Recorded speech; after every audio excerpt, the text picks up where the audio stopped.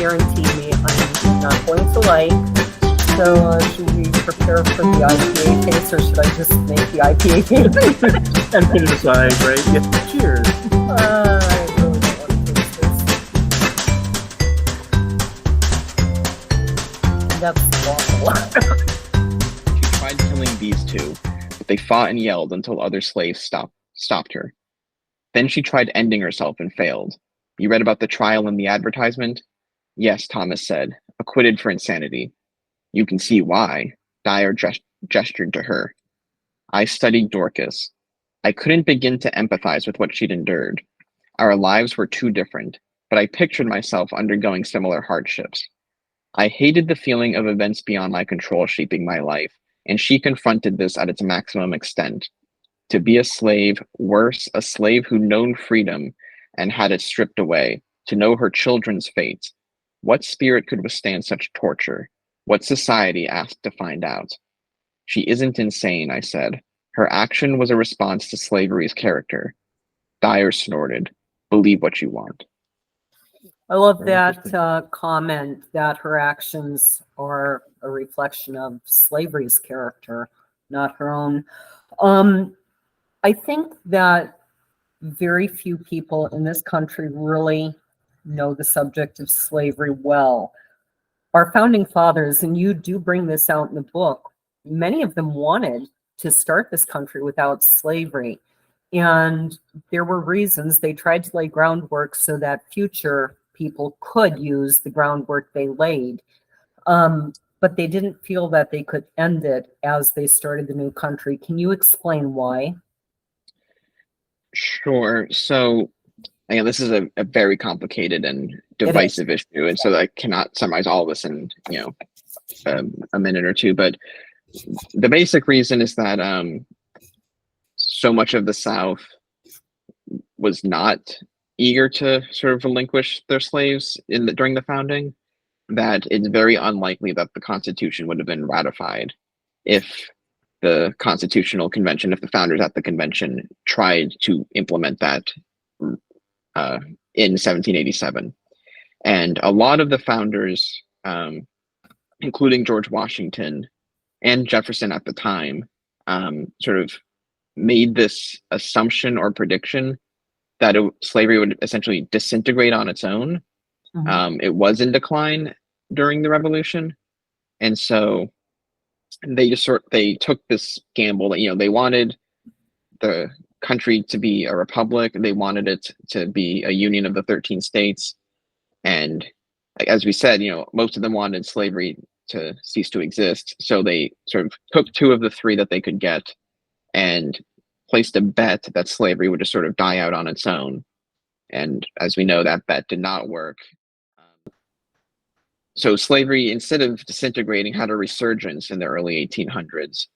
And the Missouri Crisis, which isn't this scene specifically, is slightly earlier in the book, is when the North realizes that this isn't going away and the South is going to hold on to it. Mm-hmm. And there's a scene where Adams and President Monroe meet with former President Jefferson, and you can just sort of, and it shows the way that since Jefferson is an elder statesman at this point, how he's sort of given up on thinking this is going away, and he's just sort of surrendered this issue.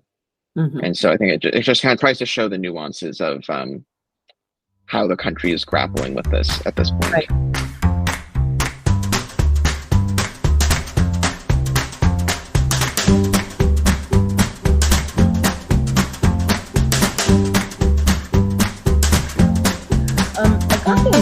That John Quincy didn't necessarily want to be the president.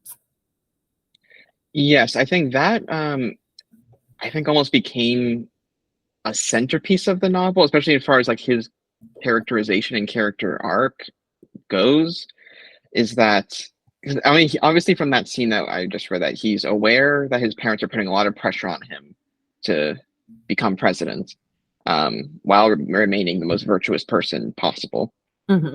But I think he almost came off to me as unaware that, like, he didn't even want to be a politician or a diplomat or a lawyer or any of that. Mm-hmm. And his real interests were science and poetry. And there's a few times where he either is looking at the stars or talking about astronomy or something to that effect. Mm-hmm. And it's very clear, like in those scenes, like that's where when he feels at peace and where he feels like he's very passionate. And that was kind of like a way to sort of subtly hint to the reader that like this is what he actually wanted to be. Mm-hmm. And it was his parents who pushed him toward politics and law and diplomacy. And that, I think, is kind of key to like how I approached his character in this novel, both in terms of the weight that they placed upon him, but then it sort of like distorted his own personality. So he became much more of like a porcupine himself. Mm-hmm. And he took it out on his own family, his own wife and No, children, especially his eldest son. Yeah, that really jumped out at me, that you could see these dynamics of father and son that he had to have resented on some level, and yet he was doing the same exact thing to his own sons. That really came out.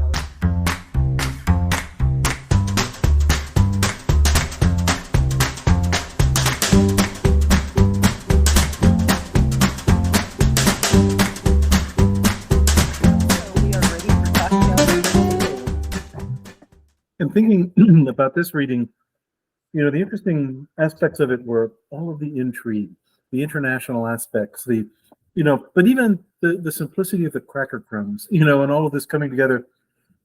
So I'm thinking, if I'm going to have a drink from this era, what could it possibly be? And I had to go to the quintessential Revolutionary era cocktail. George Washington was reputed to have drunk many of these over the years, which is a hot ale flip.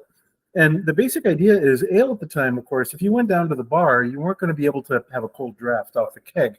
Ale was basically served at best at room temperature, and it wasn't necessarily very tasty that way. So they would heat it, mix it with rum, eggs, spices, sugar, and things like that, and, create kind of a frothy mix.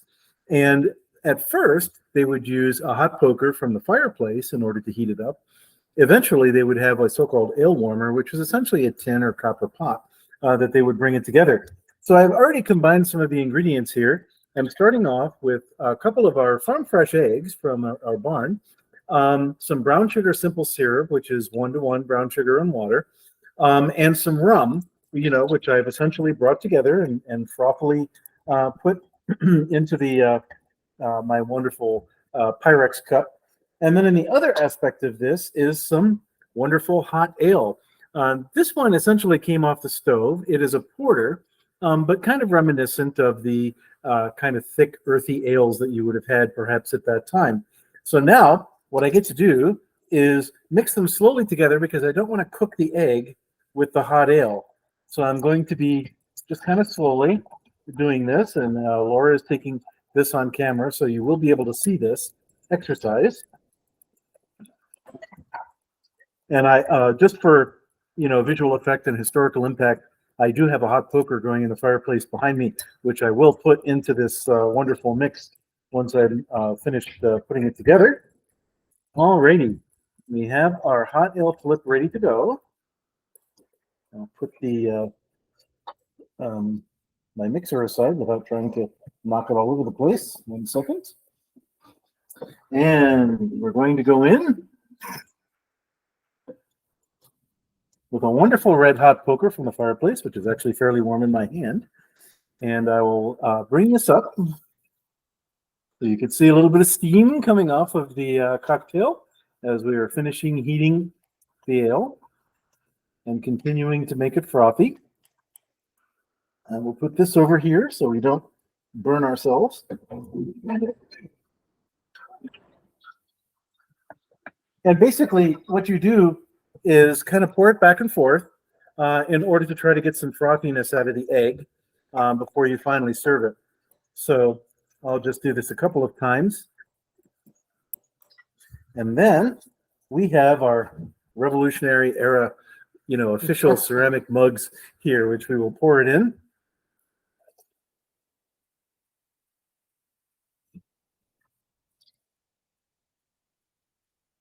Here you go, Laura. All right. And the last little thing we need Oh, to do with there's this, more.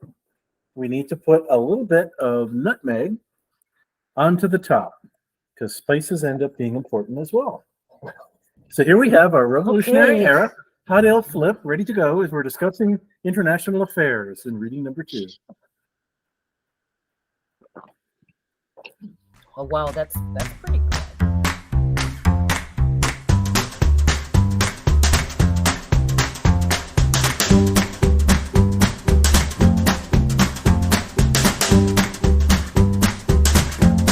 Going back to what I said I wanted to talk about in this segment, how John Quincy Adams came up with the Monroe Doctrine in your book, and I'm assuming this is historical because of his diaries and all, is he goes back to Braintree to talk to his father and says, I've lost to Metternich. And his dad's like, no, you haven't. You're not coming in the house. And it's snowy and it's cold. And he's made this long trip by steamer ship, I think. Mm-hmm. And after a while, I don't know, I think his dad opens the door. Do you have a solution yet? No. Well, it's going to be a long night. And it's harsh, it's like, who does that to your kid, let alone your adult child? And then we talked a little bit about, the cost to John Quincy Adams himself and later to his children of all that he did for America. And yet in the end, he did a lot to build up this country. Where do you see the balance in that? And are you a parent yourself? So that's complicated. I don't know if I'm supposed to say this, but I will. My wife just finished her first trimester with our first child. Congratulations. Thank you. So we have a baby girl who's due on May 5th. Oh, wonderful.